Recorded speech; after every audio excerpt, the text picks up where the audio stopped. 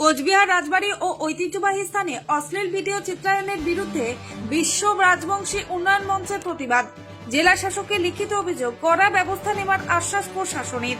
বিশ্ব রাজবংশী উন্নয়ন মঞ্চ কোচবিহার রাজবাড়ী সহ জেলার একাধিক ঐতিহ্যবাহী স্থানে অশ্লীল ভিডিও এবং রিল চিত্রায়নের অভিযোগ এনে কোচবিহার জেলা ম্যাজিস্ট্রেটের কাছে লিখিত অভিযোগ দায়ের করেছে।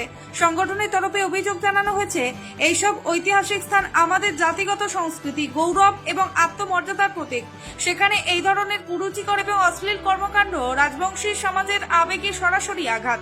জেলা প্রশাসনের পক্ষ থেকে ইতিমধ্যেই আশ্বাস দেওয়া হয়েছে যে ঘটনার তদন্ত করে অবিলম্বে প্রয়োজনীয় ব্যবস্থা গ্রহণ করা হবে।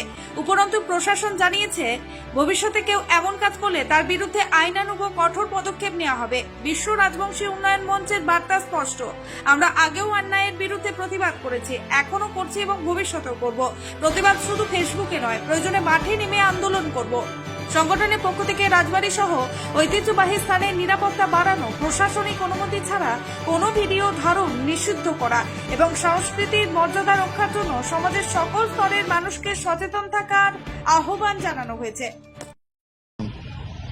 This is Srigango Rai, being legal advisor of Vishwa Rajbangshi Unnayan Manch. We filed a written complaint before the district magistrate Coachbihar that we noticed that some individuals, mainly I don't know, but they are creating a vulgar reels in heritage premises.